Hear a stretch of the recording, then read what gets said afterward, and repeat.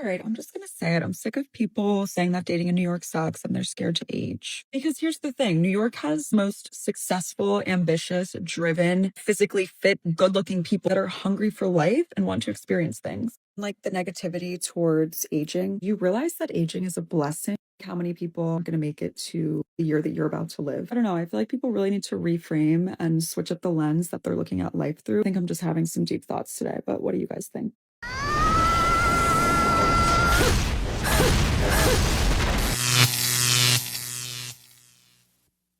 Welcome to The Wall. Men now check women's social media before the first date. And today we're going to see exactly why.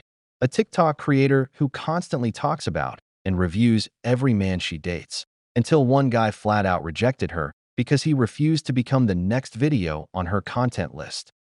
Okay, controversial question, but I actually want to hear what other people think. Hear me out. Given the opportunity, with a 100% guarantee that nobody would ever find out and there would be zero consequences, do you think all men would cheat? Whether it's with their celebrity crush, supermodel, whatever it is, hall pass, I don't know. Like, given that opportunity, guaranteed, no consequences, do you think all or most men would do it? I think yes. I don't think all or most women would do it, however. I think women are more scared of feeling guilty and men are more scared of getting caught. Let me know what you think. Cocaine is a hell of a drug. My date just canceled on me tonight because he found my TikTok.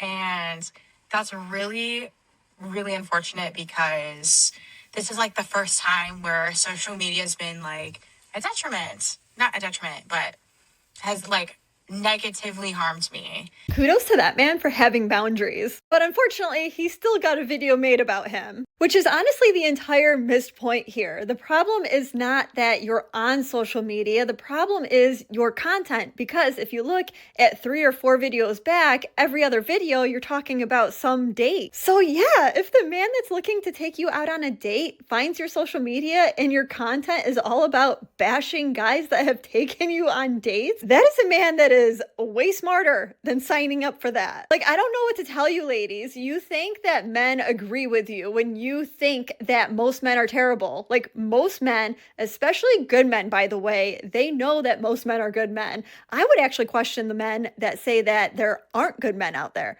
that they're mostly bad men. I would question those guys because I think they might just be projecting. But hey, that's my 2 cents, and let this be a lesson that it's not just about social media, it's how you present yourself as a whole in public, social media or not. If a man really likes you, trust me, the first thing he is going to think is, I need to make more money. Men love high maintenance women. It is a thrill for any established man, any man who's on his way up, on up and coming, who has money, to provide and make sure that his high maintenance girl isn't even seen as high maintenance. It's just maintenance. Don't listen to what they're telling you. A man's biggest asset is the woman on his arm. It's his best jewelry, it's his best accessory.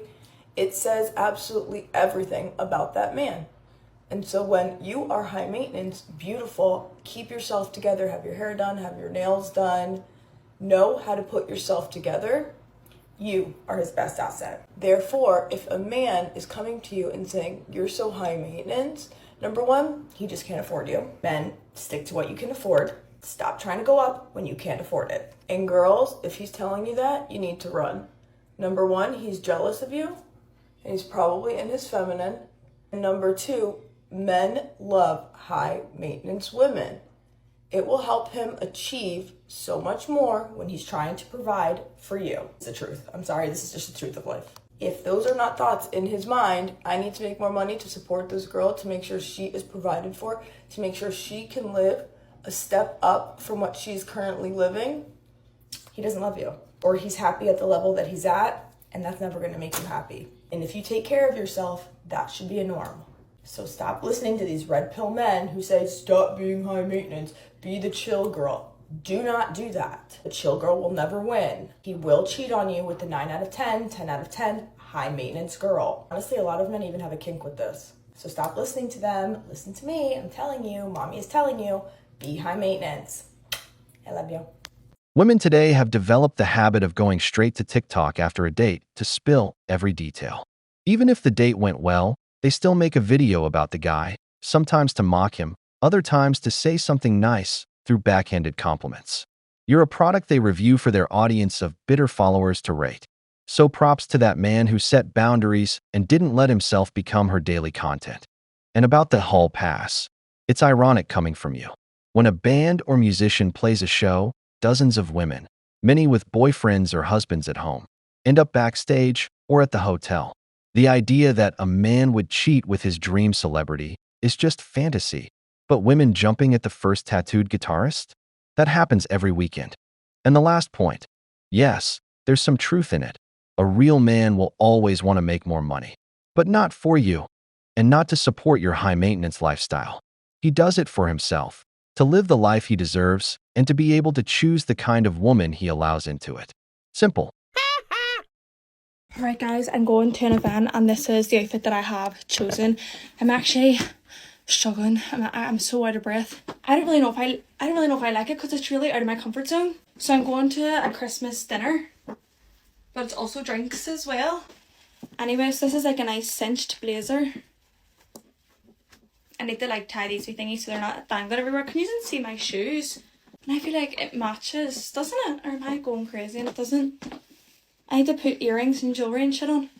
But I think I do prefer it with the blazer on. Like I think without the blazer it just looks weird. Even if I had the blazer open, because I am running out of breath. I was actually in the hospital this morning because I took too many tablets by accident, completely by accident. But I also found out that I have a super metabolism, so I'm completely fine. I'm just really out of breath and like low key. My stomach's killing me, but is this cute? Where's my earrings? Still need to do my lip gloss and stuff. I did mean to film a whole get ready with me for this, but I completely forgot about it. Well, I didn't even forget about it. I remembered and then I was like, I'm not even going to do it because I was just in such a rush. And I just took 2 ibuprofen there for my stomach. This one's so much recently, but I feel like it really goes. Yeah, oh my god, that goes so cute. Okay, we're doing this. This also kind of ties in with India's. Oh my god, I hope you can see my shoes because see when I'm looking at my shoes and like my big long mirror, I look like so, it's making, these shoes are making my legs look so dainty or something. So petite and tiny. Has anyone else noticed that the single women of this generation are unlike anything I have ever or we have ever seen before? These are some of the most beautiful, stunning, stylish, like sexy women I've ever met, but they're also funny and kind and caring and ambitious and career driven, and they have the coolest lives and they have amazing hobbies. This generation of single women, they're gonna change the world. Like, I truly believe that. What is your biggest niche pet peeve? This is mine. This just happened to me, so I'll say it as a story time. I'm walking into a coffee shop. I grab the door. There's no one around me. It's just me. I grab the door handle. I open the door. And when I open the door, there's enough time for this person to just wait for me to walk through and then walk through. But this man sees me open the door. I open the door for myself. I'm about to walk through. And he walks towards me. And basically, I have to step like this. And he walks through the door and he goes, "Thank you." My jaw, I swear to you, I was like this. Because not only is that rude, but as a man, you should not be letting women hold the door open for you. You should not, if anything, he saw me coming in because the windows were tinted. So why not just wait a second? Or here's the other thing, and I'll probably get hate for this. I don't care. If you see a woman open the door as a man, and maybe it's a door that opens out so you can't open it for her, go like this. You go like this and you hold the door. You hold the door like that and you let her walk through and she says, "Thank you." And then you proceed with your day. Or you step aside, you let her walk through, and then you walk out. Especially if you have your girlfriend with you. You definitely don't walk out without her. You wait a second, you let the one woman walk through, or you help her, and then you open the door for your girlfriend, and you let your girlfriend walk out. I don't know. I don't care. I think it's a man's job to open the door. I will die on that hill if I were dating somebody, and I will literally, on dates, walk up to the door and stand there. Because can I open the door for myself? Of course I can. Of course I can. But it's the fact of I want to be with someone that wants to open the door for me. I also think that that's a man's job. Just like if I go out to eat with my mom, like I'm opening the door for my mom. It's a respect thing. You know what I mean? Anyway, that's my niche pet peeve. What's yours?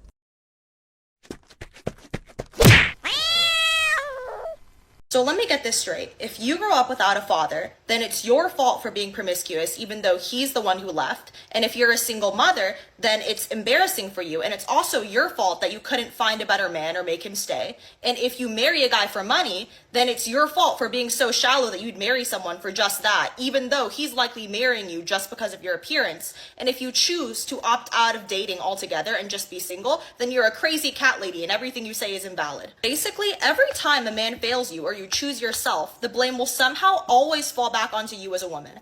I wonder if there's a word for a societal system that always finds a way to blame women for the shortcomings of men. And there is a word, and it's patriarchy, and we're still in it. The only thing women are achieving is eternal singleness, a female loneliness epidemic, and more men choosing to be alone. These career-focused women are crashing headfirst into the wall. Look at this. She spends 2 hours getting ready for a dating event that'll probably be empty. You fought for 50 years to open your own doors, and now you're offended when a man walks in first, because it's his turn. You chose equality, now deal with the consequences. Men no longer have to be chivalrous when there are no ladies in sight. And no, it's not that men are failing you, or that the patriarchy is oppressing you. It's that women now also pursue only their own benefit in relationships, and men have simply learned to do the exact same. That's not patriarchy, that's real life. And funny how the thousands of happily married women, being homemakers and raising families, never show up in these videos. Now let's check out some interesting comments. Free speech has consequences sometimes. Men are becoming self-aware. Good on him for having boundaries and enforcing it. I don't blame him. I always tell my son to look at the girl's social media before he decides to go out with a lady. Their content is very telling. I was a touring musician for 12 years in my 20s and had plenty of opportunities, and sorry to say, I took full advantage. Something happened when I turned 30 and turned my life around because it got harder and harder to look in the mirror and guilt was eating me alive. I found the most wonderful mate, and even knowing my past, she married me. I never cheated again, even though I still had opportunities.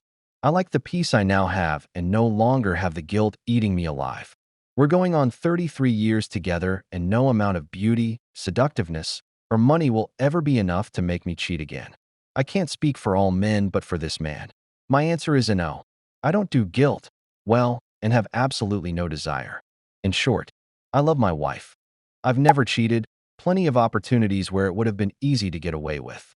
When I date, my partner is the only one I have romantic feelings for. That's like saying it's not my fault I failed a class because I had bad prof. Even my mother blames me for my failed marriage. So does everyone else. I think it's shared blame, but my wife and I are from matriarchal families. It would be easier if one of us cheated. The assumption is that most single mothers chose to end their marriages for invalid reasons, or they should have seen the signs that the man is no good before getting pregnant. These men genuinely do not believe in equality. They try to say they do, that men and women are different, but it's a lie. They want inequality. The only option is shunning. I think the first two are valid reasons to partially blame yourself. It's no one's business how a woman chooses to present herself, but it's a choice. I'll admit men will have an easier time finding great women, but still, if you end up with bums back to back to back, then maybe consider it might be partially your fault. Women want the bears, and we want you to subscribe and help us hit 1,000 likes on this video. Don't forget to leave your opinion in the comments. It's important to us. All right then, let's get back to the video. How to stay detached in the talking stage. Despite what everyone may think, I've become very good at this because I used to be very obsessive when it came to dating and falling in love with every guy I was talking to because I am a hopeless romantic and I always thought that everyone I was talking to was going to be my husband. So here are my tips on how I've stopped doing that. Number one, go into it with a mindset that I'm in this for a good time, not a long time, because you really never know if it's going to be a long time or not. And I think it's important to enter it with the mindset of I'm just dating to have fun and I'm dating to enjoy this person for the time that they're in my life. And that's okay, that not everybody is going to be my long-term partner. Two, leaving at the first real red flag. Okay, if they're not treating you with real respect and you're not getting a good vibe from them off the bat, it's probably going to stay that way. And this probably isn't your husband. If they're not treating you right in the talking stage, they're not going to treat you right when you're dating or, God forbid, if you're married or anything beyond that. Do not treat texting them like it's something that you have to do. Make sure that you're busy enough in your day-to-day life that you are not sitting there waiting for their text and like being on your phone while you're doing something that you love because you're like, I have to text them back. I have to text them back. No, you don't. Enjoy what you're doing and live in the present moment. And you can get back to them at any time. You don't owe them anything. You barely know them. You don't have to text them back. You text them back when you feel like it. Okay. And this is something that I've really done recently. And it's honestly weeded out a lot of people that I would not want to be in a relationship with because they feel the need that I need to be texting them all the time. And I'm a busy girl. I have hobbies and you should too. And you should enjoy those hobbies and the people around you and your present moment and not have to text somebody back that's not even exclusive to you. Lastly, number 4, keep your options open. I might get hate for this one, but if you're just in the talking stage, keep your options open. Why are you acting exclusive to somebody that you're not exclusive with? It doesn't make any sense. And trust me, I've done this. I've cut off people because I was talking to someone and I was like, this is my husband. I need to like be loyal to him. No. Unless they've given you a reason and you've had that discussion and you've established that you don't want to be talking to other people, there should be no reason why you're closed off to getting to know other people. I hope this helps and maybe a part 2 incoming. No, God! No, God, please, no! No! No! No!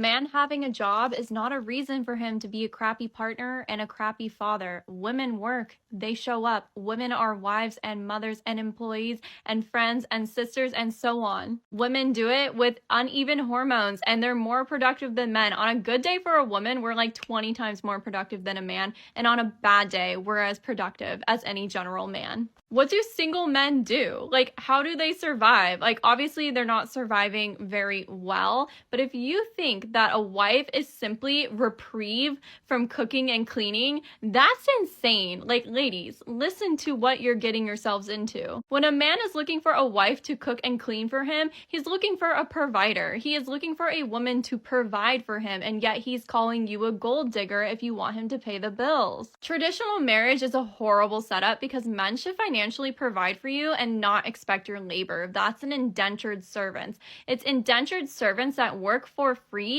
for shelter and food. I thought being a wife was supposed to be about romantic love in this modern day and age, but I guess it's really not so far from whatever it was in the past. If you think he can't do his own laundry because he spends 40 hours a week in an office, you're infantilizing men. And if he honestly cannot do it, why would you marry that? Why would you marry a burden? Why would you marry a hardship? Men are always like, oh, she does nothing for me.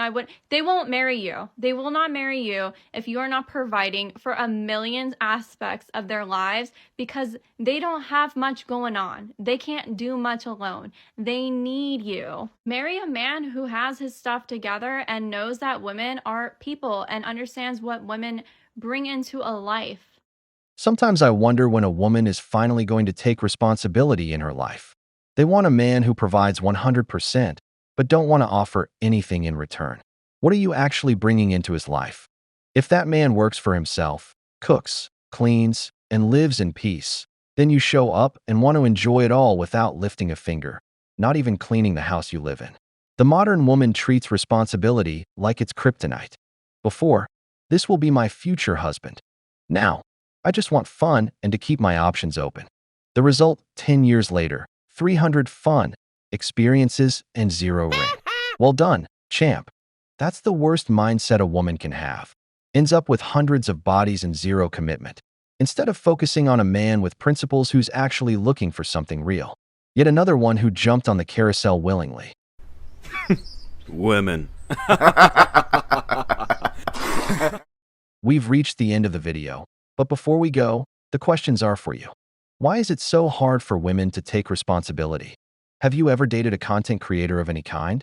If you liked the video, hit like, subscribe to the channel, and turn on notifications. Your support means a lot to us and motivates us to keep making more content. Stay tuned for the next episode of The Wall.